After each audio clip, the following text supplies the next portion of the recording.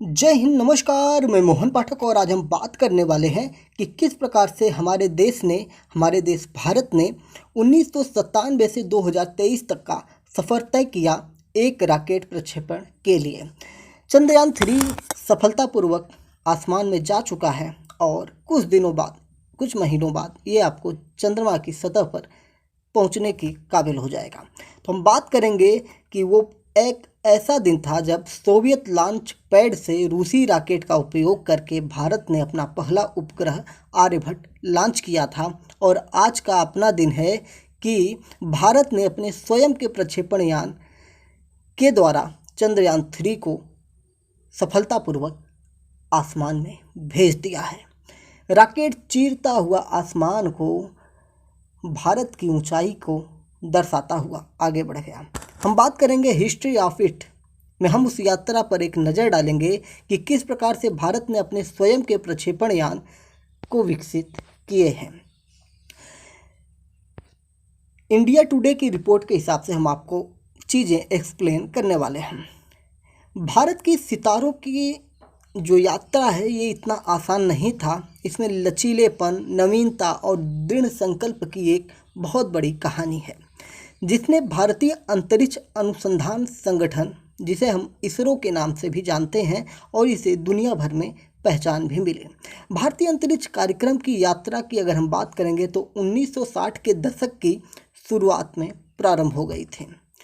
संसाधनों की बहुत ज़्यादा कमी होने के चलते इंजीनियर जो थे रॉकेट के हिस्सों को अपनी साइकिल पर ले जाने के लिए बाध्य थे।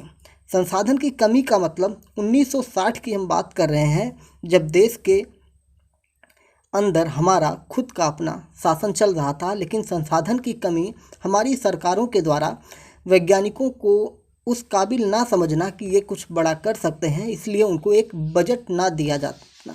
और साथ ही साथ बात करेंगे तो 1960 की बात चल रही है, तो उस समय भारत कई युद्धों से भी गुजर रहा था। आपको पता होगा कि पाकिस्तान के साथ उसका युद्ध हुआ था, फिर उसके बाद चाइना के साथ उसके युद्ध सामने नज़र आ रहे थे कि युद्ध हो जाएंगे।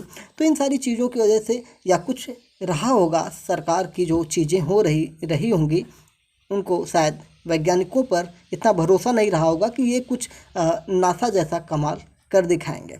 लेकिन इंजीनियरों की अगर हम बात करेंगे तो उसमें इन्होंने संसाधनों की भारी कमी के चलते भी रॉकेट के कई हिस्सों को अपनी साइकिल पर ले गए, और इसकी तस्वीरें भी मैं आपको दिखा रहा हूँ।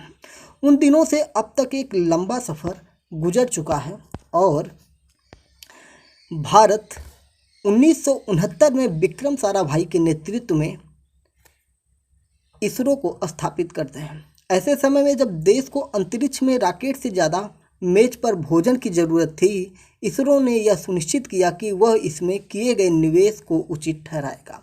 यानी कि हमारा देश आज़ाद हुआ था 1947 में, और वहाँ पे सबसे बड़ी समस्या थी भारत में रोजगार, भोजन और प्राथमिक सुविधाओं की। तो इसरो को पैसा देना उससे ज़्यादा बेहतर लोगों के थाली में भोजन पहुंचाना ये लग रहा था। लेकिन इसरो में विक्रम साराभाई के जो नेतृत्व था 1969 में, उनका दृढ़ संकल्प था। उनका ये कहना था कि आप हम पर विश्वास करिए, हम कुछ ऐसा करेंगे कि जो आपके पैसे इसमें खर्च होंगे वो एक सही कदम साबित होंगे। इसरो ने देश के सामने अपनी विश्वसनीयता साबित करने के लिए प्रतिबद्ध अपने आप को कर लिया था।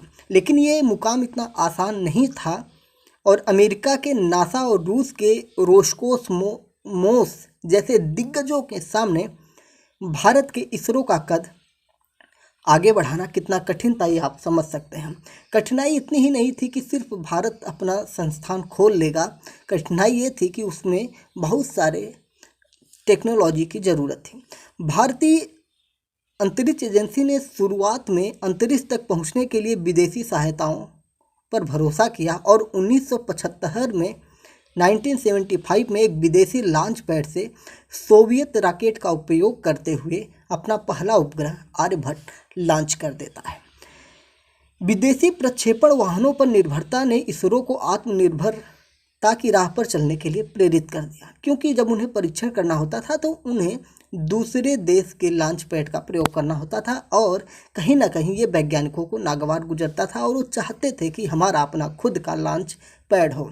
ऐसा नहीं है कि 1975 तक इसरो ने रॉकेट इंजन विकसित करने के बारे में नहीं सोचा था, लेकिन ये काम बहुत चुपचाप शुरू हो गया था और इसने 1963 में तिरुवनंतपुरम में Thumba equatorial rocket launching station यानी कि TERLS से पहला साउंडिंग रॉकेट लॉन्च किया था। परिज्ञापी रॉकेट उपकक्षीय रॉकेट है जो प्रयोगों को अंतरिक्ष में नहीं बल्कि पृथ्वी के ऊपरी वायुमंडल तक ले जाते हैं, यानी कि एक तरह का प्रयोग किया गया अपने रॉकेट्स को। इसरो के पास ऐसा रॉकेट विकसित करने की तकनीक नहीं थी जो पृथ्वी के गुरुत्वाकर्षण से बच सके और किसी उपग्रह को कक्षा में स्थापित कर सके। होता क्या है साथियों कि जब हम अपने पृथ्वी से ऊपर की तरफ जाते हैं तो कई मंडल है, क्षोभ मंडल है, समताप मंडल है, मध्य मंडल है, बहिर्मंडल है, वायुमंडल है, ऐसे कई परतें हैं, 4 से 5 परतें हैं जो जिनमें विभिन्न प्रकार की गतिविधियां होती हैं। अगर हम पहली परत की बात करेंगे जो क्षोभ मंडल है, उसमें बादलों का गरजना, बारिश, तूफान, तेज हवाएं, ये सारी चीज़ें होती हैं। और इसके ऊपर जो होता है दूसरा समताप मंडल होता है, जिसमें अगर हम बात करेंगे तो सामान्य स्थिति होती है, मतलब एक समान तापमान वहाँ पे रहता है और उसी में वायुयान जैसी उड़ने की क्रियाएं होती रहती हैं। उसके ऊपर भी और सारी चीज़ें होती हैं, उसमें भी एक ऐसा मंडल आता है जिसमें आपको रेडिएशन भी देखने को मिल जाता है और गुरुत्वाकर्षण जो है अपनी तरफ लोगों को खींचता है। तो भारत से जब हमारे रॉकेट थे उनको ऊपर भेजा जाता था तो उनमें भी ये गुरुत्वाकर्षण से निकलने की क्षमता नहीं विकसित हो सकी थी। साथ ही साथ पृथ्वी से जब हम ऊपर की तरफ जाते हैं तो तापमान घटता है और एक समय के बाद फिर तापमान बढ़ने लगता है और जब हम पृथ्वी की कक्षा से बाहर निकलते हैं या पृथ्वी की कक्षा के अंदर प्रवेश करते हैं तो वहाँ पे आग लगने की संभावनाएं बहुत ज़्यादा होती हैं। आपने देखा होगा या सुना होगा कि कल्पना चावला का जो जहाज़ था, अंतरिक्ष यान था, वो वापस आते समय जलकर नष्ट हो गया। तो इसी प्रक्रिया में हुआ था। जब वो पृथ्वी के वायुमंडल में प्रवेश करते हैं तो उनका वायु जो यान होता है वो उस तापमान को सहन नहीं कर पाता और आग लग जाती है। तो हम बात कर रहे हैं कि यह सब 1979 में यानी कि 1979 में शुरू हुआ जब भारत ने थुम्बा से तारे बीटा PCM के नाम पर रोहिणी श्रृंखला के साउंडिंग रॉकेट का सफलतापूर्वक प्रक्षेपण किया और इन रॉकेटों ने वायुमंडलीय अनुसंधान और तकनीकी विकास में महत्वपूर्ण भूमिका भी निभाई। हालांकि दिल्ली को भास्कर 1 को लॉन्च करने के लिए एक बार फिर मॉस्को की ओर देखना पड़ा।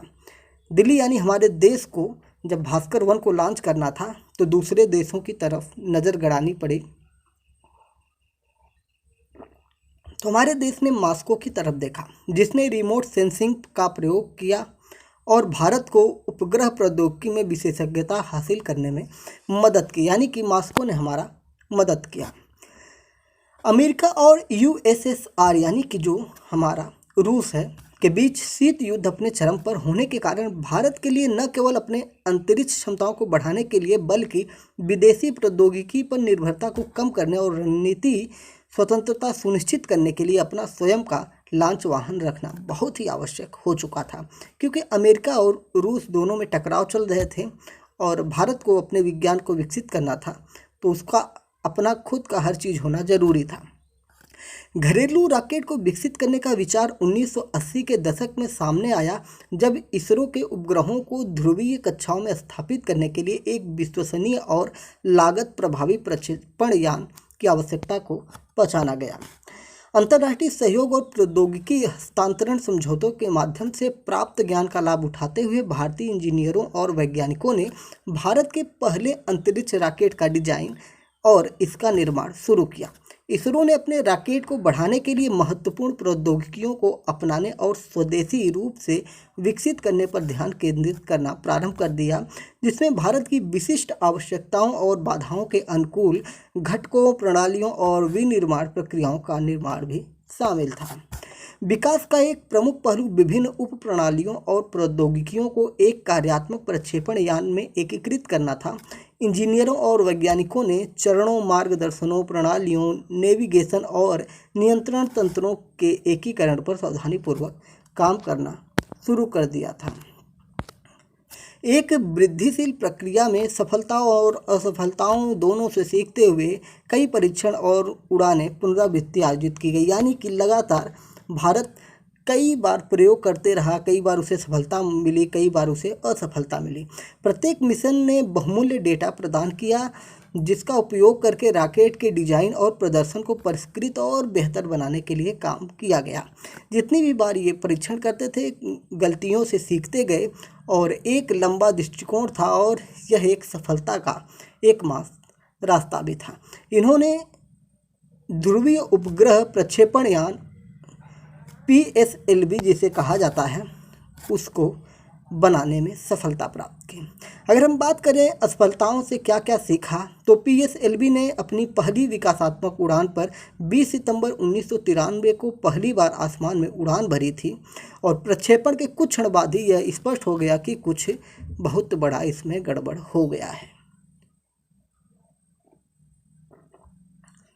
उड़ान में पेलोड एडाप्टर के पृथक्करण के साथ एक समस्या का सामना करना पड़ा, यानी कि जब रॉकेट से एडाप्टर को अलग किया जा रहा था तो उसमें समस्या सामने नजर आई, जिसके कारण उपग्रह तैनात होने के बजाय चौथे चरण से जुड़ रहा था।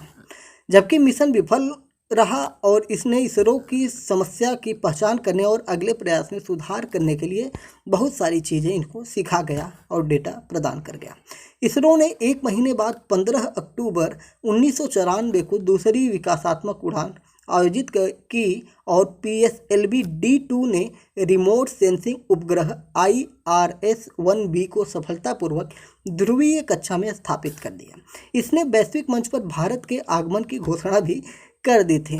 महीनों बाद PSLV D3 उड़ान ने घरेलू धरती से उपग्रहों को लॉन्च करने में लॉन्च वाहन की क्षमता और विश्वसनीयता की पुष्टि भी की और 29 सितंबर 1997 को जब भारत ने नए खुले वैश्विक बाजारों की खोज कर रहा था, इसरो ने PSLV का पहला परिचालन प्रक्षेपण किया, जो एक पूरी तरह से घरेलू रॉकेट था जिसने IRS-1D उपग्रह को कक्षा में स्थापित किया, जिसने नवाचार के युग की शुरुआत की और भारत एक अंतरिक्ष निष्पक्ष राष्ट्र बन गया।